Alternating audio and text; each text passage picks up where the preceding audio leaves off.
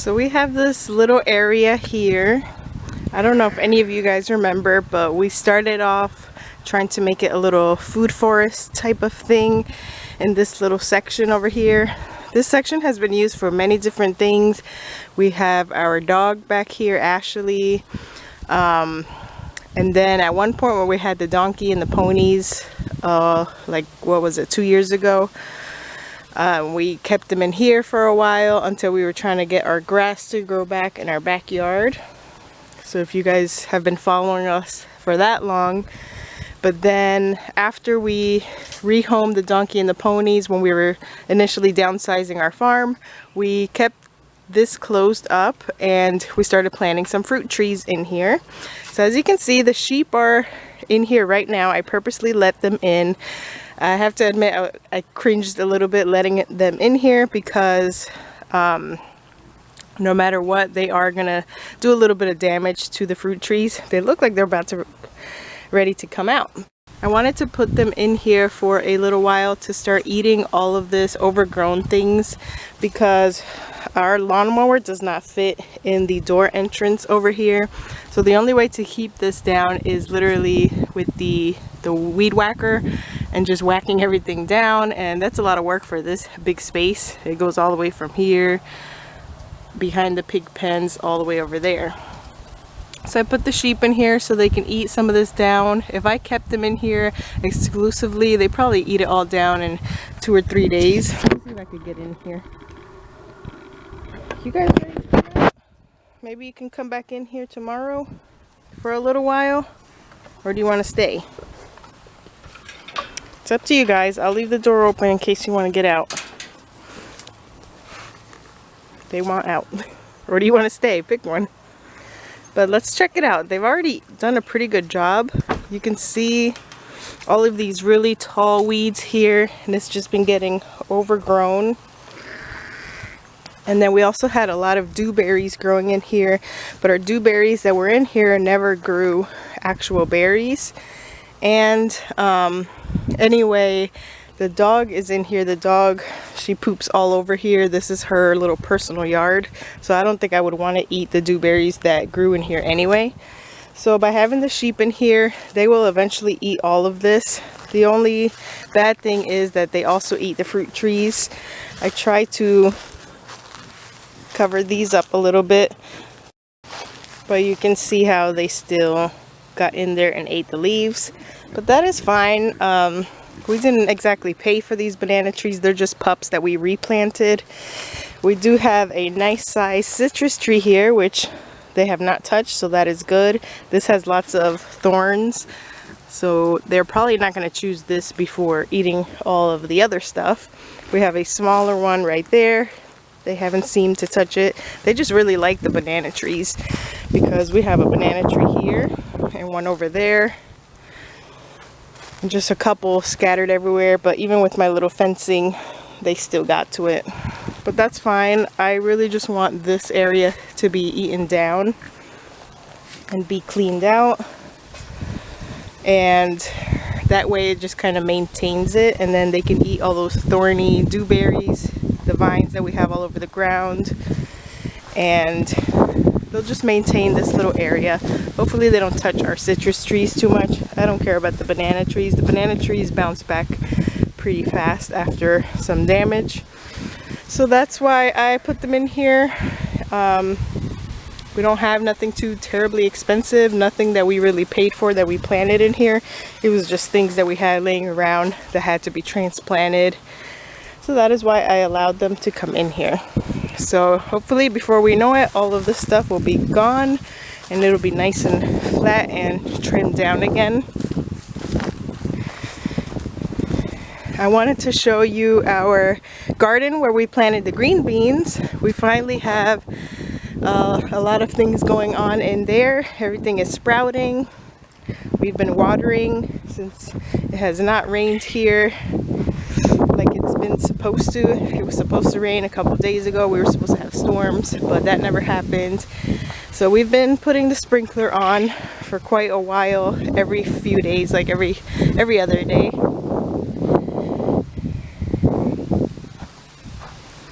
We've been harvesting tomatoes from the plants. Our sunflowers I posted a picture of are doing really good. We're really excited about these sunflowers. I love the burgundy and dark colored sunflowers and the ones that are multicolored. This one is almost black. And then these are like my favorite ones, the ones that are red in the inside and then they turn yellow. Like these, I find they so pretty and so unique. And we still have a bunch coming. All of these, they have not bloomed yet. But I really wanted to show you guys the green beans. So let's start over here. You can't really see them from far away, but this is how the progress on the green beans is going.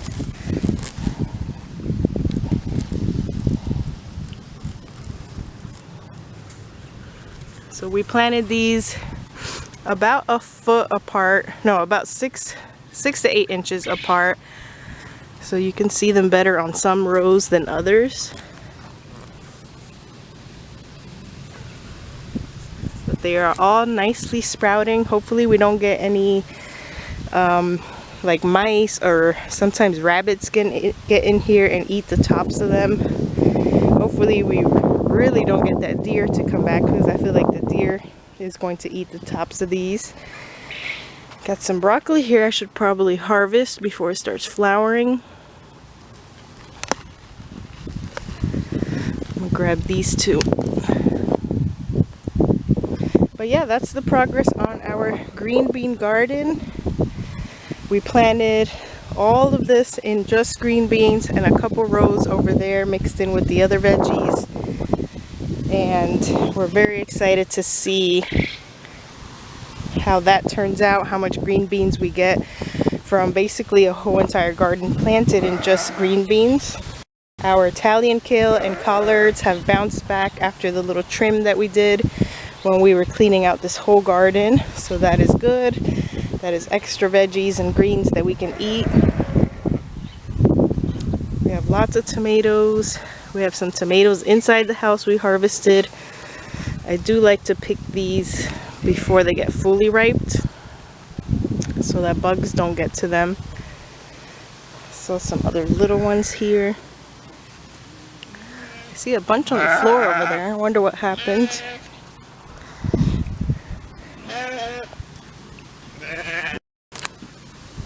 I think maybe the wind or something knocked them down. But there's some more ready to harvest here. And these ripen on the counter very fast. Just pick them just like that when they first started getting their hint of orange. And they'll get ripe on the counter. I see a lot of big ones ripening up.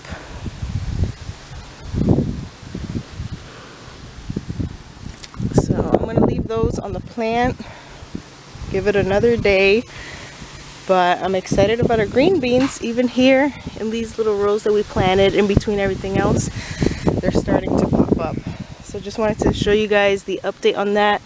I'm gonna need both my hands to grab all this and bring it into the house. But thanks for following along. I'm excited to show you more progress on the green beans, and especially when we get our first harvest of green beans.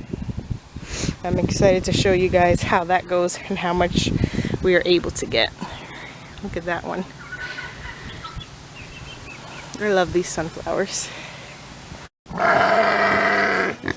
Also, the pig farm that my husband has been working at, they might be giving us a female piglet so that we can breed with our Bubba over here. Very excited about that. We'll be able to, well, Bubba's still pretty small, and then the piglet female will still be small too. But I am excited for when they do get to the size and age where they can breed. Excited for baby piglets all the time. Baby pigs are so cute. And I'm not sure what we'll be doing with them this time around. The last set of piglets we raised, we ended up raising them all for our family. So we used all those up within the last 2 years. Hi, Bubba. And then Bubba here, from the start, we were going to get him for breeding once we found a female for him. And so that is our plan with that. The thing is, I don't know if we're going to be trying to sell some of the meat once we get them processed, like selling pig shares, how farms do that, where you find two people that want to buy a pig, or maybe a person who wants to buy a whole pig. You take it to the butcher, and basically the customer pays you for your pig, but also has to pay the butcher for the processing, or however that works. I am not really sure. I have to look more into it. Not sure if we're going to do that, or maybe sell piglets to other farms who want to raise their own pigs or their own pork. Or depending how many piglets come out, then we can see. If it's not too many, we'll probably just go ahead and keep them for our family as well and raise them up for meat for us. And in that case, we can do all the processing ourselves. We've already done it many times. We know how to do it. So we can just do it right here on property and stock up our freezer with the meat. But very excited for the day that we get to bring a female piggy home for Bubba. Not sure how small she's gonna be. We'll probably have to keep them separate. But Bubba's pretty small too. But we definitely don't want her getting pregnant too fast. So that is another thing to look forward to. Bubba has been out all morning. We had our open hours today, so I usually let him free range this whole entire backyard. So I just got him back in recently. And hopefully we can do that with the female too. We get her used to us and give her a name and just keep calling, just like you train a little dog. You call them by name, you feed them treats, you hand feed them, they get used to you. And if I call Bubba and he's half across the yard, he'll come running to us. If we tell him it's time to go inside his pen, he goes right in. So he listens just like a dog. So hopefully we can get the female as friendly, so that way it won't be too much problems with her when she has her babies. The last female pig that we had, she was very aggressive with us towards her babies, and we didn't really handle her a lot anyway when she was younger, so she wasn't too people friendly. So then when she had her babies, she was just extra mean and extra cautious. So hopefully with this one we can raise up really young, and she'll be just as friendly as Bubba too. We can trust Bubba out when we have visitors here. They pet him and feed him. So that is the goal, to get her that friendly as well.